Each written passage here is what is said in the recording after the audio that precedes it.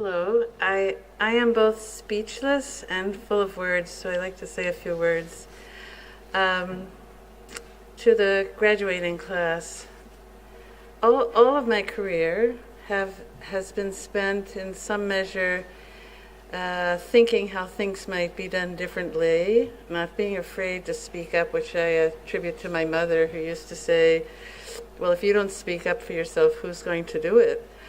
And just, I think, having the courage to do things differently. But that path was set for me when I was your age, now that I think about it. And I just want to mention that to you because your path, you're already entrepreneurial by coming to this entrepreneurial school and doing something that most people in your age group don't do. So I'll just tell you how my life unfolded and stayed with me for all the 50-some years that I probably worked in education.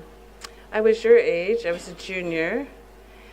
I lived in a farm town 2.5 hours from any city, a town of 300 people, and nobody there probably had ever listened to classical music. But for whatever reason, I was a classical piano player, and I really loved it.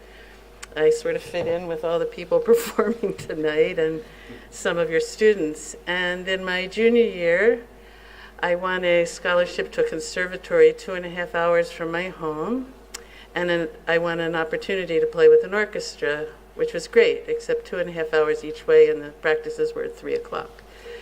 So I went up to my high school principal twice in my junior year, speaking up as my mother had taught me to do. And the first time I said, I have this opportunity, it's what I want to do, and it's really different, but I'm going to have to be released from high school for a half a day every day in my senior year to fulfill this dream I have for a degree in fine arts and music. We didn't have any guidance counselors where I lived because very few people went to college, and if they did, it was generally in farming. Definitely not classical piano. And my school allowed me to have in my senior year a half a day off every day so that I could figure out how to drive in and out to Baltimore, Maryland to play with this orchestra. And that allowed me to compete for a scholarship in music in Boston. And I started my career in music, like other people will do, like some of you. So that was one thing I always kept with me in my mind, that if I hadn't thought to ask if I could do high school differently, and if my school hadn't allowed me to dedicate so much time, I had a career interest that was different than everyone else. And my school in the middle of nowhere allowed me to do that. The second experience I had at your age, where I realized that if you put your mind to it, as your school director said, with courage, because it does take courage to do something different, and generosity, you've got to give a lot of time, and scholarship, you have to really look at lots and lots of details, and you have to be very convincing in writing letters. The second thing happened to me in my junior year in high school.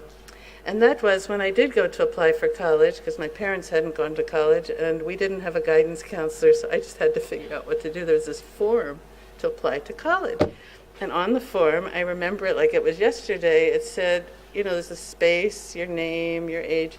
What clubs do you belong to in high school? So I went to our principal. My high school at its largest was maybe 100 people.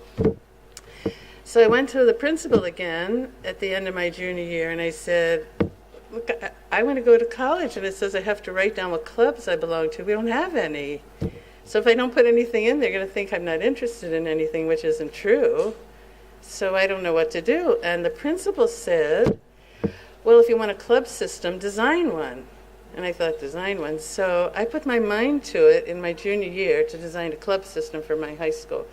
We'd never had a yearbook in my little country high school. We'd never done a play. So I just figured, well, we're going to have a yearbook, and we're going to have to... So I had never done theater before, but I'd gone to a camp where they did do theater, so I'd watched it.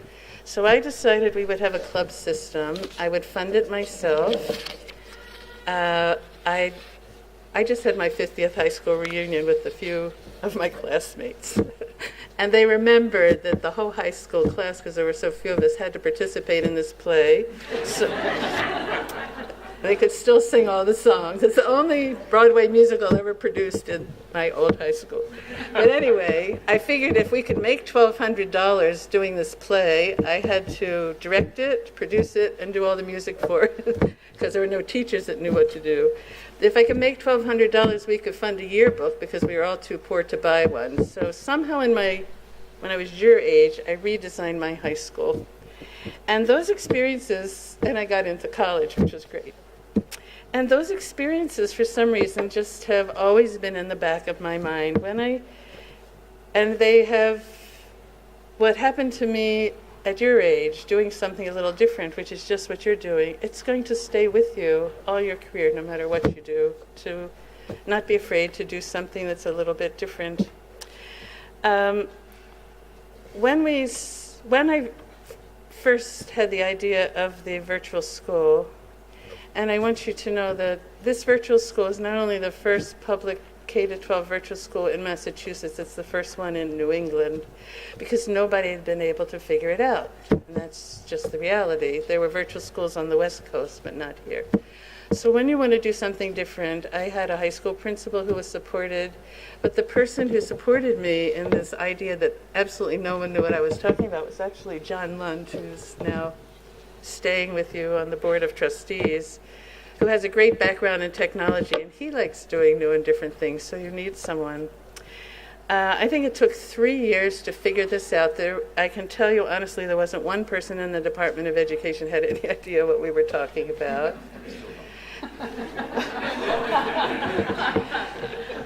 That's still true. It was really true then. I had figured out how we could create the school riding on the back of a new law for innovation schools that allowed public schools to do something a little different. But it didn't explicitly say virtual school, and at that time there was a lot of energy to prevent us from opening the school, which no one knew what it was, so they were worried you'd just be home watching TV in your pajamas and not doing anything. And by the way, when we did finally get approval to open, we weren't allowed to have a high school. If you recall, we were only allowed to have elementary students because they couldn't imagine someone would go to high school without being in a building. But anyway, I think there were 3 major times that the commissioner's office figured out how to stop us. And when your school director said that if you want to do something entrepreneurial, you have to have scholarship, let me tell you, in your life, always read the details. Always read the document. So I had read this innovation school law, which is this great big law with all of these guidelines, over and over to the end, and at the very, very end, there's a little provision that says you can ask for a waiver, which I was the only person at the State Board of Ed meeting who had read that little piece. So when they finally, on TV, had decided we wouldn't be able to open, I had said, but there's a waiver provision for whatever this issue is that's bothering you. And I can remember now the commissioner turning to the State Board of Ed attorney saying, is there a waiver provision? And anyway, we were able to get the school, and then we were able to convince that we could roll up to high school. And in the first year we were allowed to have high school students, our graduation had one student from Greenfield. And since we didn't have the whole composite of teachers in every subject, which you now had, we had to enroll that student not only in our school, but then in an international virtual school that had all the teachers. But we had a graduation for one person, and we wrote all the policies so that the student could also get a high school diploma. So coming here tonight, it's really, I'm awestruck at there's over 30 graduates and a whole faculty and a fabulous board of trustees and a wonderful director and a special ed director and a curriculum director. And I can remember when we were just, I think the first legal document, I can remember sitting in a restaurant with 2 attorneys insisting I read every single word. It's like 85 pages long, and they're all falling asleep. But nevertheless, because of wonderful people like John Lund and Daryl Asensa, who was also on the Green School Committee, we prevailed.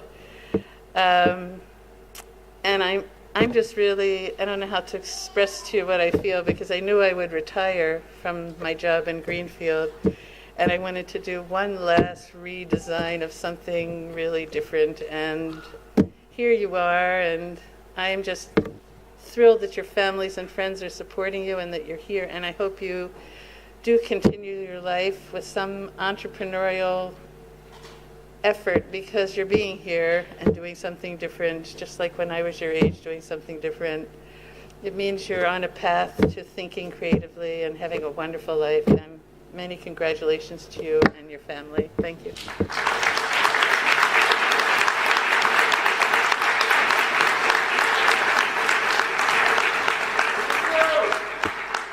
Thank you, Dr. Hollins.